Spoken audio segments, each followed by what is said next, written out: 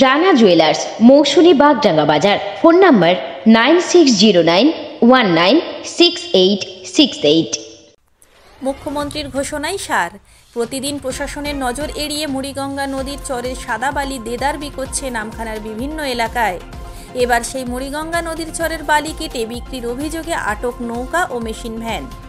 নদীর চরের বালি কেটে নিয়ে এসে দেদার বিক্রি করা হচ্ছিল।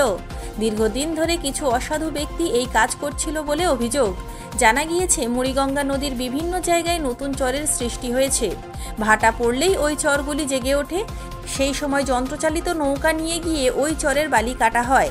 এরপরই সেই বালি নৌকাতে নামখানা ঘাটে নিয়ে আসা হয়। পরে বালি নৌকা থেকে খালি করে মেশিন ভ্যানগুলিতে ভর্তি করা হয়। টাকা নিয়ে ওই সাদা বালি নামখানার বিভিন্ন জায়গায় বিক্রি করা হয়।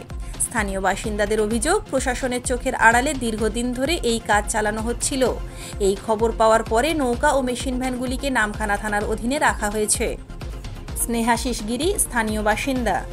দেখুন, এই যে বালি যে চর কেটে বিভিন্ন জায়গা থেকে যে চর কেটে নিয়ে আসা হচ্ছে নামখানায়, সেটা আজকে দীর্ঘদিন ধরে চলছে এবং সেটা শাসকের মদতেই চলছে।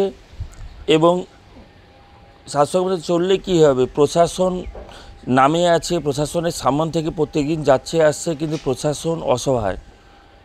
কারণ শাসকের এতটাই চাপ যে প্রশাসনের কিছু করার চেষ্টা থাকলেও সে করতে পারছে না।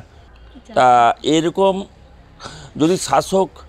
যদি এরকমভাবে চলতে থাকে বা শাসকের নিয়ন্ত্রণে যদি প্রশাসন চলে, তাহলে কখনো এটা বন্ধ হওয়া সম্ভব না।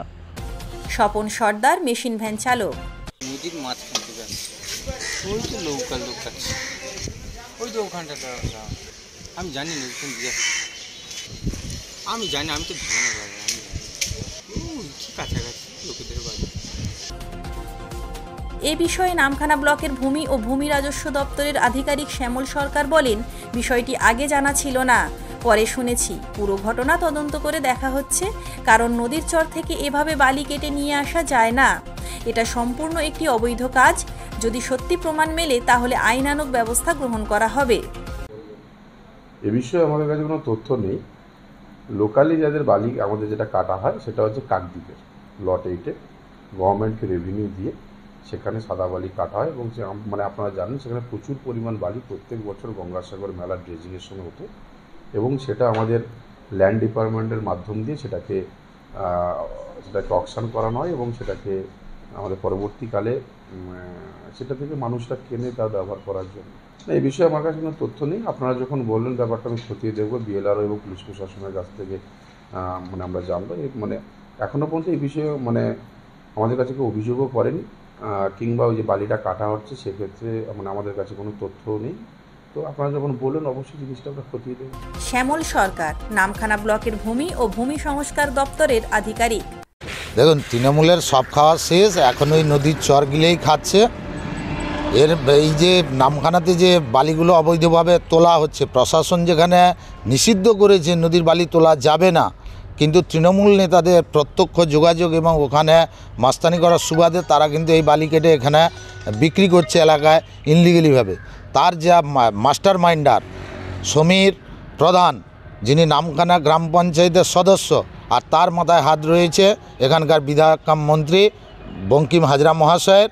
তাই দেদার দিনের আলোতে তারা বালির নদীর চর চুরি করে খাচ্ছে। নামখানা থেকে প্রান্তিক বাংলা নিউজ টিম। আপনি কি computer course, hotel management course, tailoring course, share মার্কেটের ট্রেডিং শিখতে চান?